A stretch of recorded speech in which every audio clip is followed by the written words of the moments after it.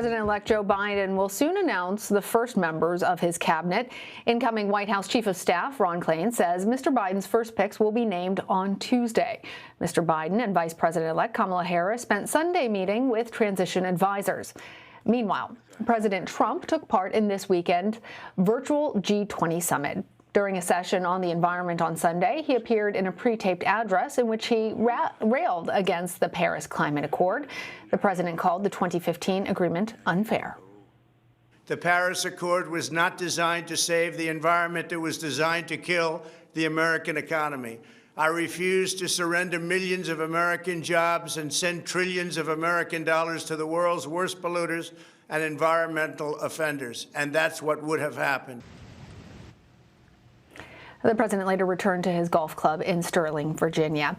The U.S. formally withdrew from the agreement earlier this month. President-elect Biden has vowed to rejoin the agreement after he takes office. And as another reminder that Biden will become president in January, President Trump's legal team faced yet another setback on Saturday, this time in Pennsylvania.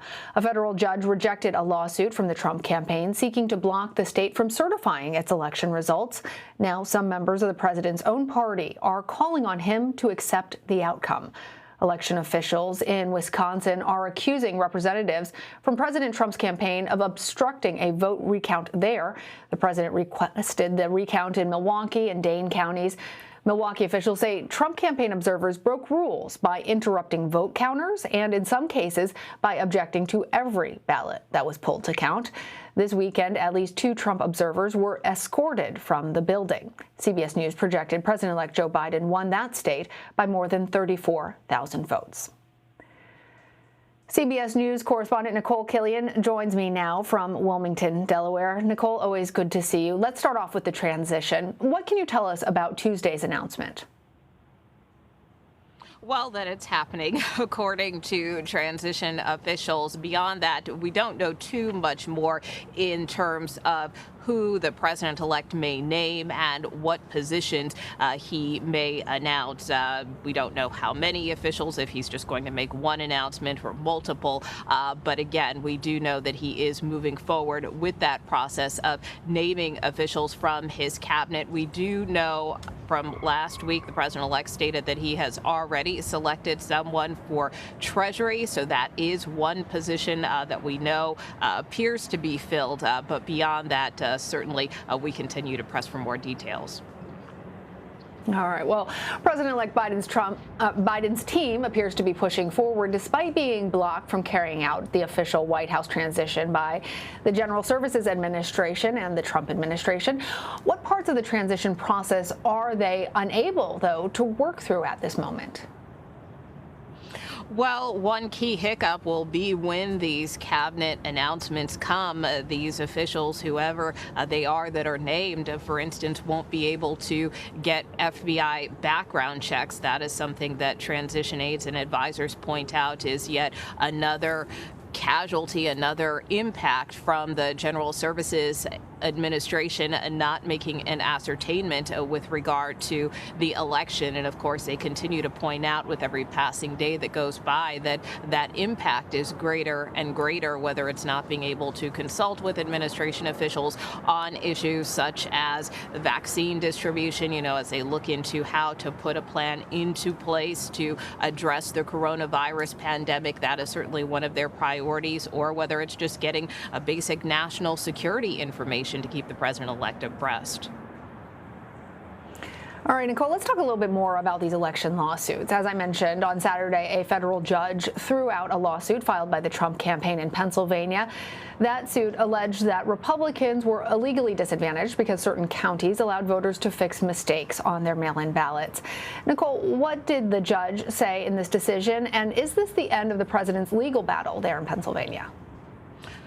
Well, the judge issued a pretty scathing rebuke, in essence, comparing the president's legal team and their arguments to Frankenstein's monster, being stitched together as if it were a Frankenstein monster. That was kind of one of the comparisons that this judge made, and also blasted, in effect, the president's legal team for, putting out a number of speculative arguments. That being said, it is not necessarily stopping the president or the Trump campaign from appealing. In fact, the campaign is just doing that with the hopes that this could ultimately be elevated to the Supreme Court. In the meantime, the Biden transition team believes that this latest decision by this judge in Pennsylvania continues to validate the arguments that it's made all along, that many of the president's lawsuits are in essence based on baseless claims, and so they believe that this is just further evidence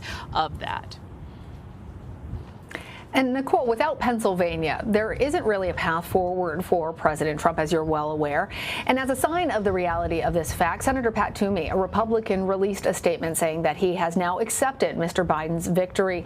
What is his advice for President Trump?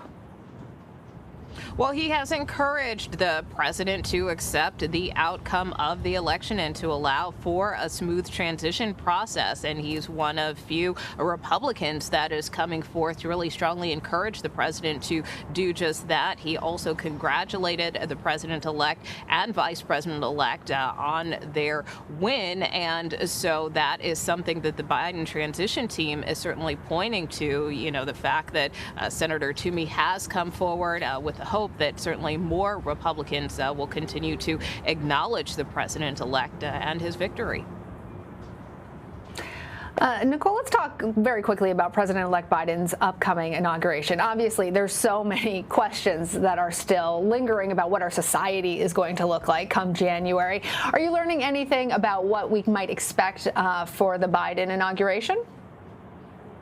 Well, the president-elect's chief of staff has said that no doubt things will have to change, although he didn't really provide a whole lot of details about how that might happen, just that they are beginning those consultations with those who are working on the planning for the inauguration. We certainly know, at least just from an operational standpoint at the Capitol, that construction has begun on that platform on the west front of the Capitol that you see every 4 years. So from that standpoint, at least the stage appears to be as it has been in years past. But look, as far as the crowds, as far as safety protocols, all of that is up for discussion, and no doubt things will likely be different than they have in years past. Lana? Definitely a different time. All right, Nikole, thanks. You bet.